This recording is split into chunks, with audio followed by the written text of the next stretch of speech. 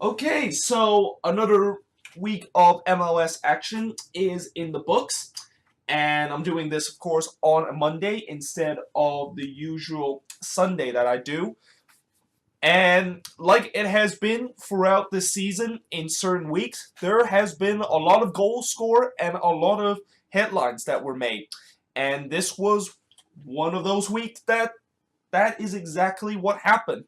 But unfortunately, I want to first begin with probably the game that you probably forgot that it actually happened, and probably the game that nobody will talk about.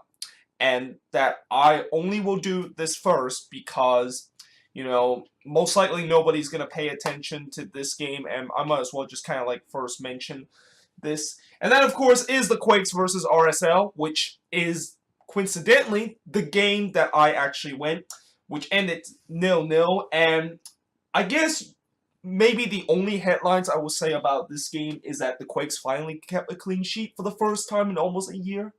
I mean, it is an absolute travesty that the Quakes have not kept a clean sheet in almost a year, and that this has to be the night where they finally kept a clean sheet. And even though they did keep a clean sheet, it's nothing to be proud of because they also didn't score any goals in this game and now have gone over 270 minutes without scoring a goal. And if you even add the Manchester United game, we are now 360 minutes over without scoring a goal. I mean, while the defense have definitely been much better in these last couple of games, the attack has been an absolute travesty, and it's been just a big problem for us. I mean, the goals are just literally running out for us. Nobody on this team can score, and for RSL, their woes continues. I mean, this is a game that, they did get a point, which, is pretty rare for RSL on the road this season, but at the same time, you would think they would get all 3 points in this game, and you would think this is a game that they can make up after they drew 1-1 to the Rapids, and they didn't. They drew this game against the Quakes, and the two times that RSL have played against the Quakes, both time has been a draw, and that should not be happening for RSL. And if you're a team that's going to try to make the playoffs this season, you have to beat the weakest team. And now the fact that RSL this season have dropped points against Colorado and the Quake twice, yeah, it's definitely going to haunt them back if they do not make the playoffs this season. And those are going to be those points that they're going to have to look back to themselves and say, if we would have picked up those points against the worst team in the league, we would be in the playoffs right now. But that's just a very quick mention about those games. But now let's get into the actual headlines and the actual game that was very exciting. And we start with the game in Montreal, where Montreal lose to Atlanta 2-1. And Joseph Martinez just cannot stop scoring right now. He's now got another 2 goals to his name, and now put his goal tally to 24 goals, and now just 4 away from breaking the record. I mean, I said it before, and I'm going to say it again. It is not if Joseph Martinez is going to break this record to become the guy that scored the most goal in a single season in MLS. It is when, pretty much nowadays. And I have a feeling he could definitely break that in these next couple of games. Although, to be fair, one thing that I have to say about this game is that second goal probably should have not counted for Atlanta.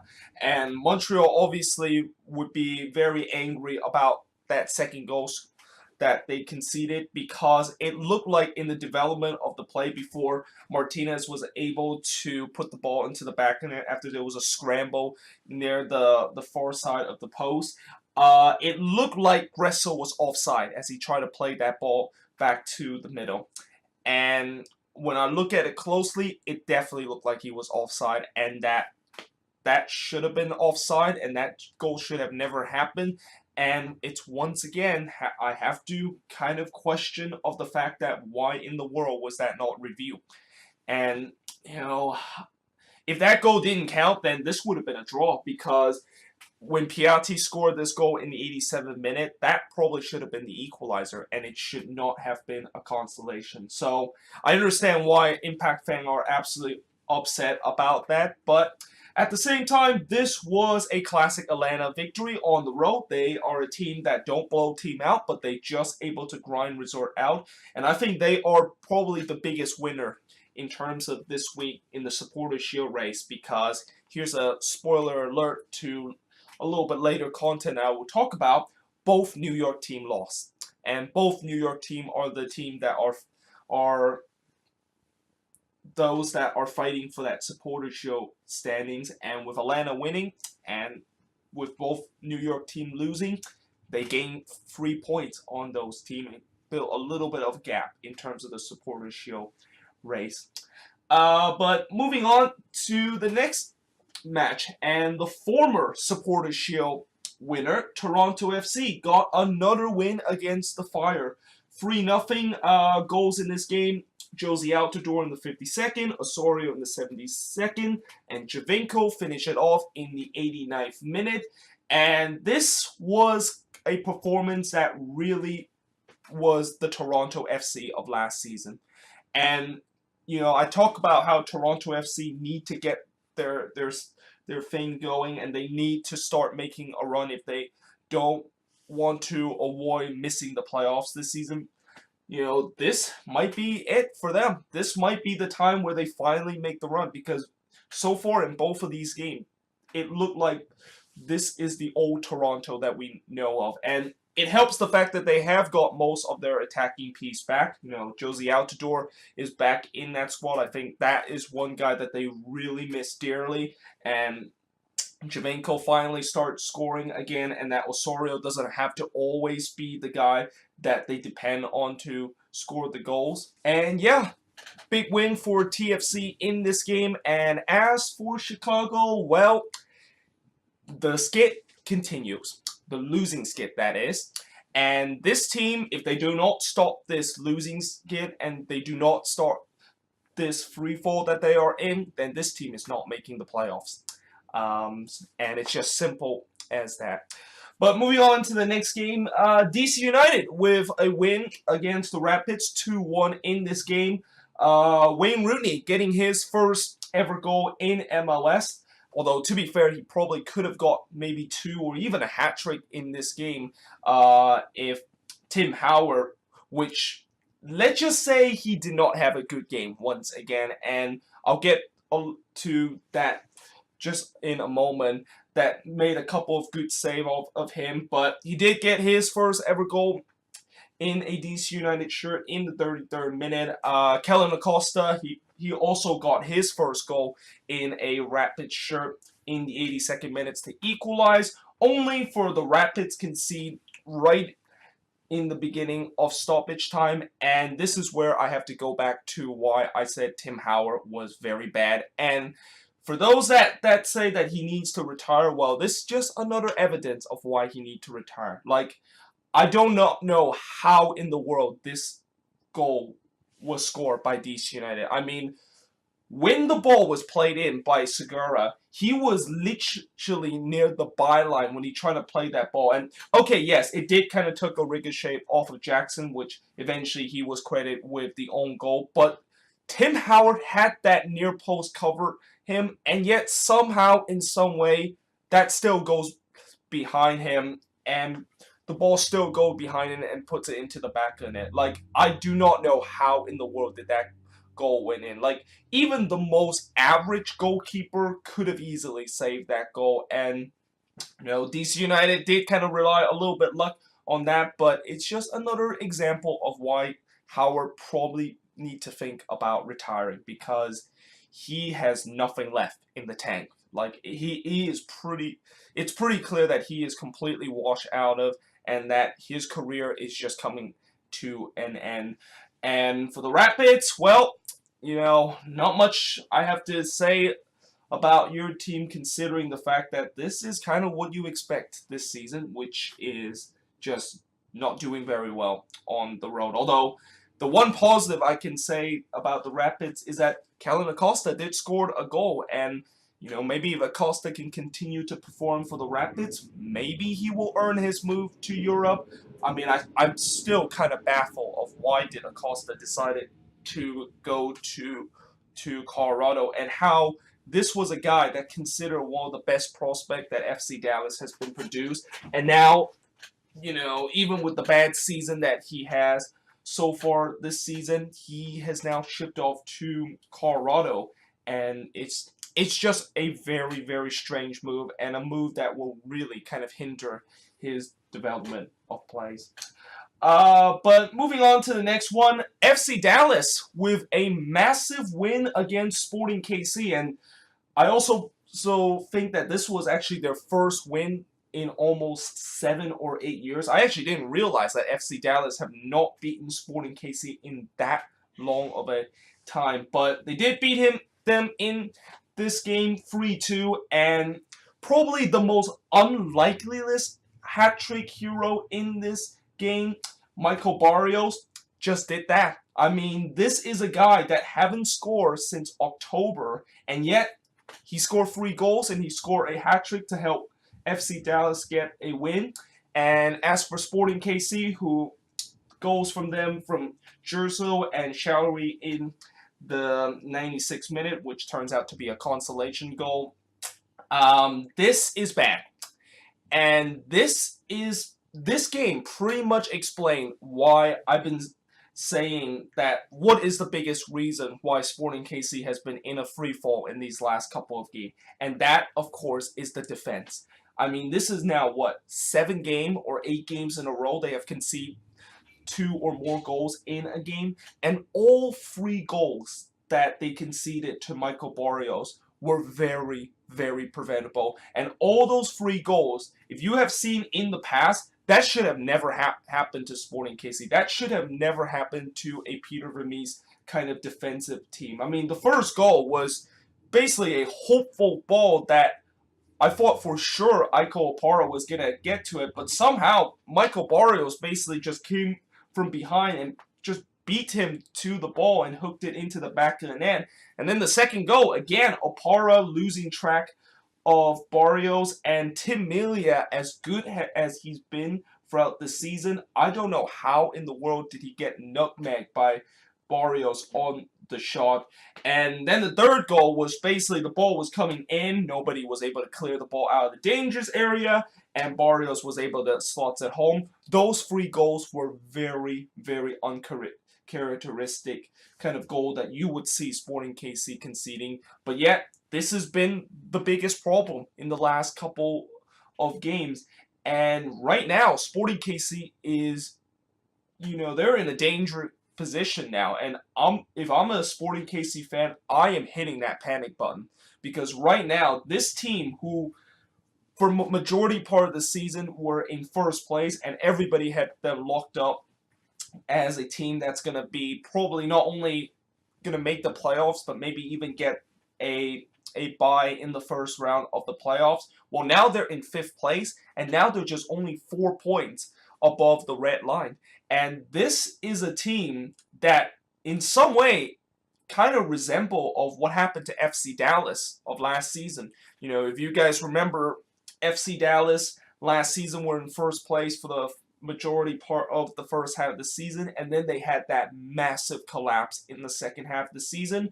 Well, this is exactly what happened to Sporting KC. And unless if they do not want to fall to their opponent victim of last season, they need to start figure stuff out. And the first thing they need to figure out is that defense, and what is going on with that defense that has been just really solid in the last couple of seasons has all of a sudden just gone to shit this season.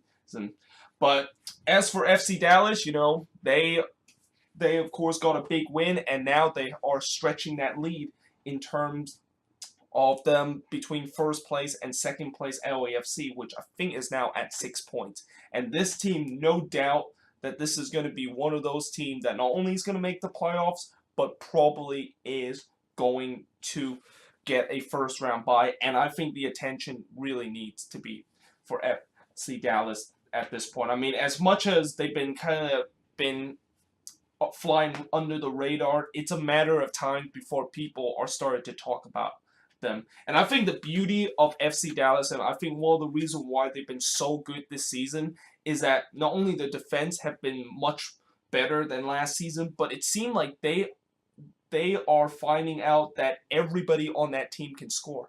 Like there is really no true goal scorer for this FC Dallas team, and that everybody always seems to find a way to get a goal for them.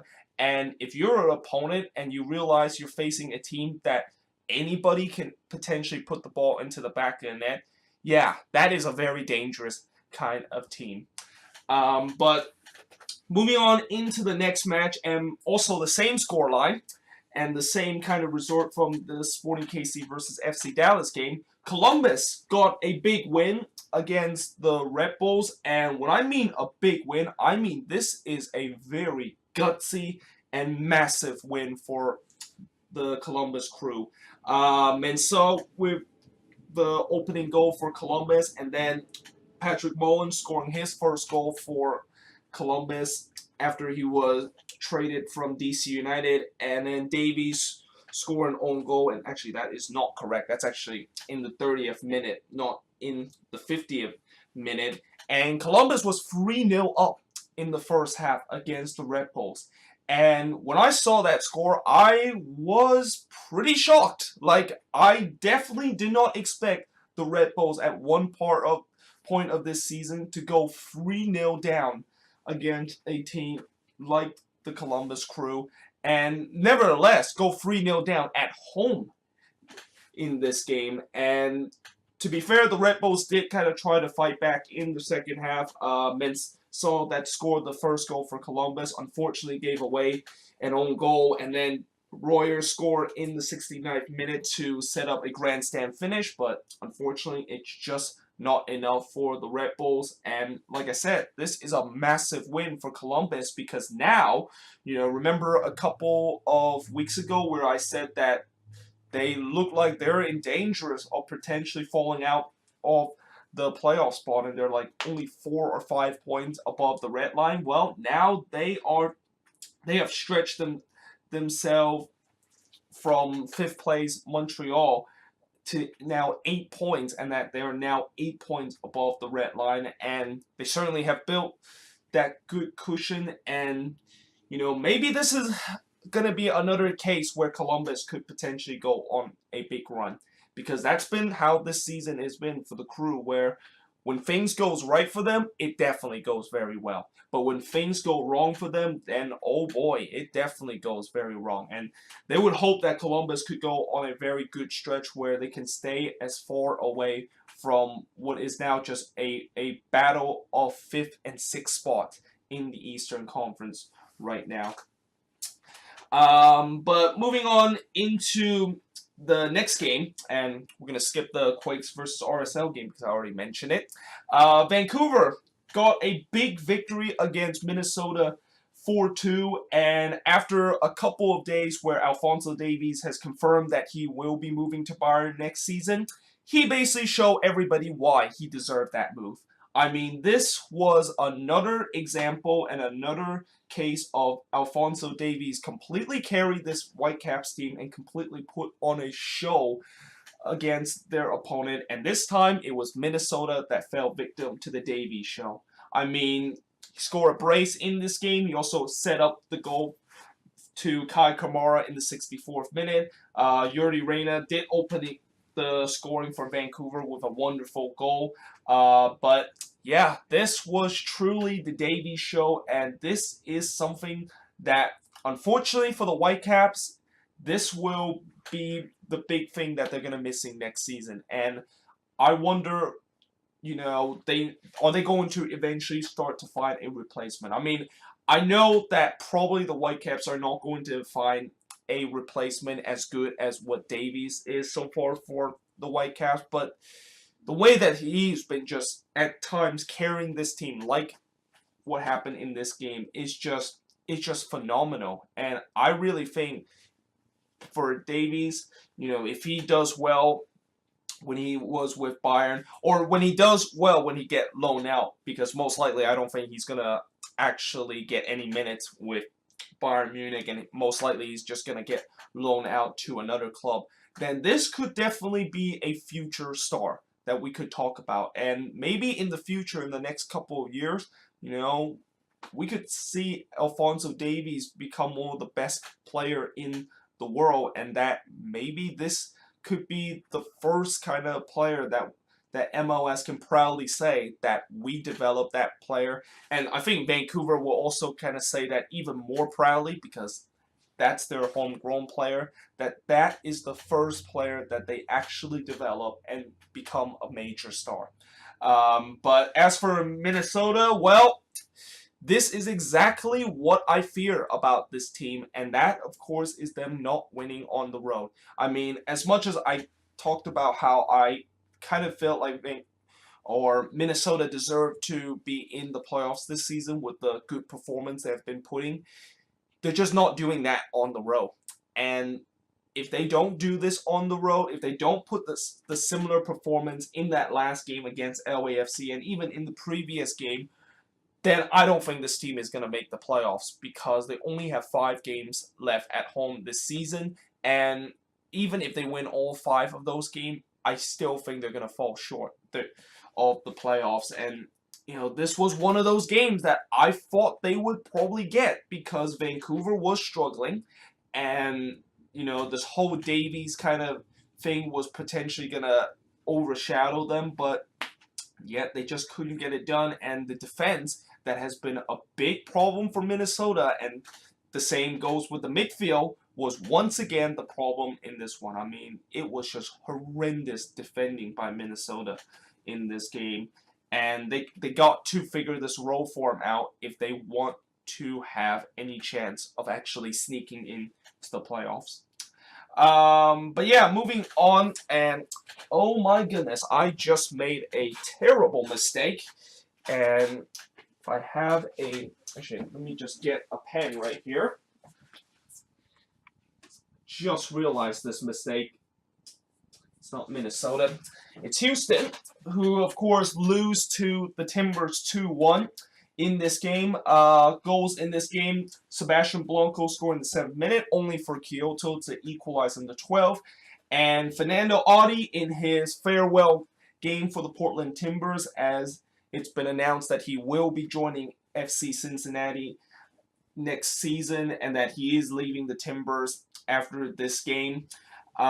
Score a winning goal for the Timbers, and I think that is probably the best way for him to say goodbye to the Timbers and just give them one last hurrah, because many people that don't know, but Adi used to be a prolific striker for the Timbers, and that this was a guy that is kind of considered a legend for the Portland Timbers. I mean, the crucial goals that he has scored for them and the run in 2015 to win MLS Cup, he was a big part of that too. And unfortunately, ever since he suffered that injury, he has really struggled at the Timbers. And since now Armenteros has becoming the real goal scorer and pretty much the next Fernando Adi for them, Adi has kind of struggled to find minutes on the pitch, and it looked like for sure that the Timbers were eventually going to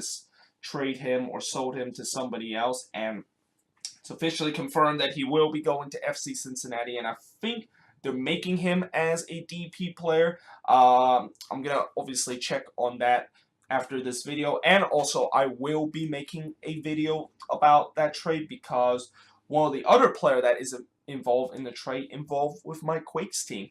Fatai Alashe also going to FC Cincinnati, which of course we'll talk about that in a video that I will make later on. But yeah, this was certainly a good way for him to end his career, and for the Timbers, that is now 14 games that they have gone unbeaten, which is still the longest in MLS. And as for Houston, well, I don't want to say that this was another game where they gave away a late goal, but in some way it kind of is. I mean, this has been the biggest problem for the Dynamo, and this might be the reason why they're going to miss the playoffs this season, is that those games that they are unable to close out, and those goals that they can see late in the games that has costing them points either on the road or at home is going to really haunt them back. And if they want to still think about challenging for the playoffs, then they really need to stop doing that, because if they continue to do that, this team is not making the playoffs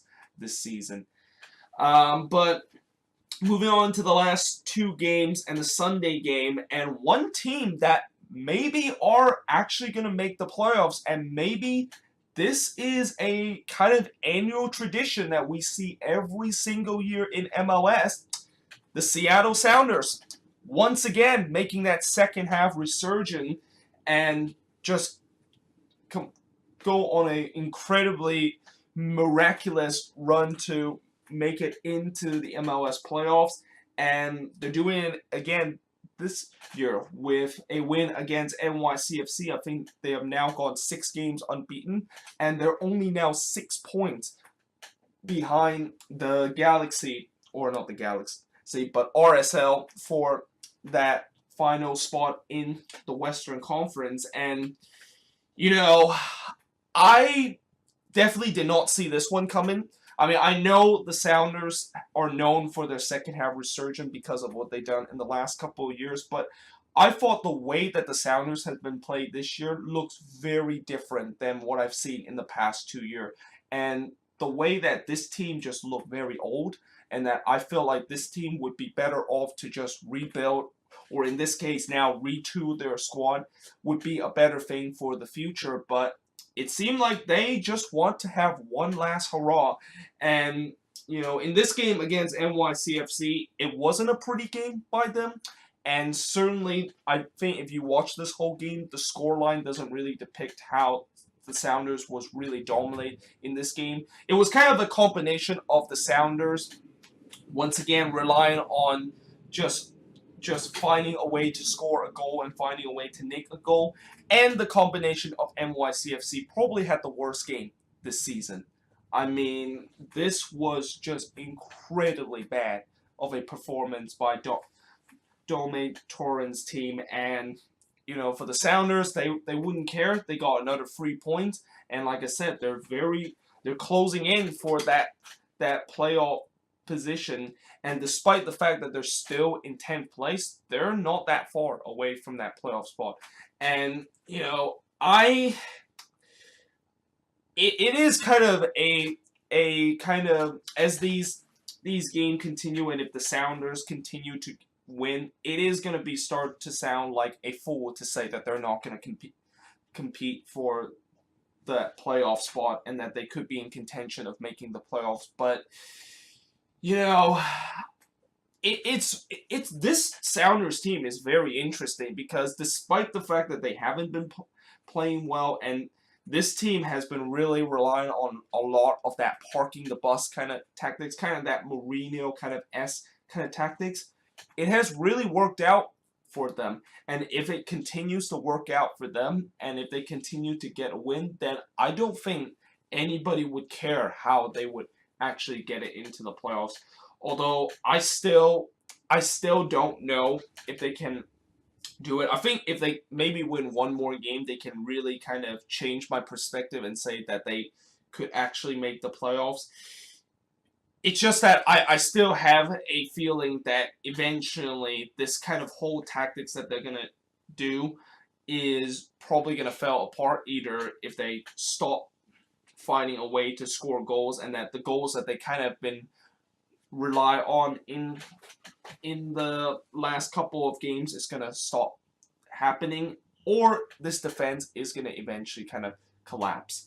And I don't know which one is going to be the case, but if it won't happen, then I think they definitely could make the playoffs. And like I said about NYCFC with the bad performance, and like I said earlier before of how Atlanta was the big winner of the Supporters' Shield race weekend, this was a big loss for NYCFC, who is now 4 points behind Atlanta, or I think 5 points behind Atlanta for that Supporters' Shield race. And this is a race that NYCFC really want to win this season. I mean, after last season falling short to TFC.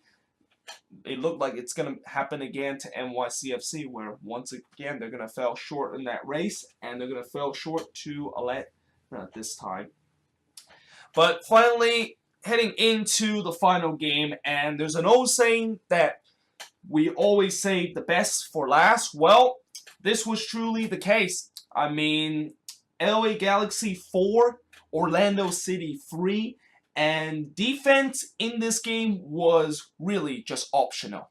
I mean, there was no defense in this game between both of these teams. And in some way, I think if you look at this game, and I know I didn't really mention this in the preview, but in some way, I probably should have mentioned the fact that both of these defense are really bad, and that when you have two bad defense going at each other, and you also have two relatively good attack going at each other, then you are expecting some fireworks. Then you are expecting this kind of a game. And what do you know? That is exactly what happened in this game where, like I said, the defense was just so bad by both teams. Orlando City had the lead 3 times in this game, only to throw away 3 times in this game also. And eventually they did throw the game away in the 71st minute. And I haven't even got to the headline of Zlatan scoring his first ever hat-trick in MLS. I mean, yeah, that is certainly an incredible achievement by him. And like I said, the defense in this game was just so bad. And I think in many ways, the Galaxy could have probably scored maybe 5 or 6 goals, because the goalkeeper for Orlando City in this game was actually not very bad. And although he isn't really the main kind of goalkeeper, and I'm not quite sure what happened to Joe Bendick, he made a couple of very incredible saves that could have easily be a game where Orlando City is just going to get run over by this juggernaut of a LA Galaxy kind of attack. But unfortunately, the defense was just not good enough in this game, and they just pretty much just got outscored in this one to the Galaxy. And for the Galaxy, this is certainly a good win, but at the same time, there also got to be a lot of concern after this game. And that defense that I've been talking about has been kind of woeful, which in the last couple of games, it has definitely got better. Well, in this game, it just gone back to hot garbage. I mean, Orlando City absolutely picked apart their defense, and they cannot continue to have these kind of games and expect themselves to go into the playoffs or even make the playoffs to be competitive. I mean, like what a lot of people have been saying, and some of my commenter also said about this with the Galaxy, the only reason why this Galaxy team is not considered one of the best teams in the league is the defense. If they at least have a above average kind of defense, this team would have been right up there in the standings, because they have the attacking piece. They have Zlatan, they have Kamara, they have Alessandrini. That front three is definitely one of the most scariest front three in the league, but the biggest problem for them is that the defense is also one of the weakest and one of the most laughed at defense in the league. And so even Orlando City, that hasn't had a great kind of season and kind of still in this really falling apart kind of part of the season, are still finding ways to score goals against them. But either way, that is pretty much it for this weekend. Like I said, there was a lot of headlines. I'm pretty sure I didn't really cover every single headlines that has happened this weekend, but let me know in the comments below, what do you think of this weekend? And also, the All-Star game is going to be coming this weekend, or not this weekend, but this Wednesday, and I might think about doing a live match reaction in terms of the All-Star game, and I think I'll do that right around, 4 o'clock my time and 7 o'clock Eastern. The game kicks off at 4:30 my time, 7:30 Eastern Standard Time, and yeah, make sure you guys check that out, and I hope you guys enjoyed this video. If you do, make sure you guys leave a like, smash that subscribe button. The power rankings, of course, will be coming up next, and yeah, I, of course, will see you guys next time.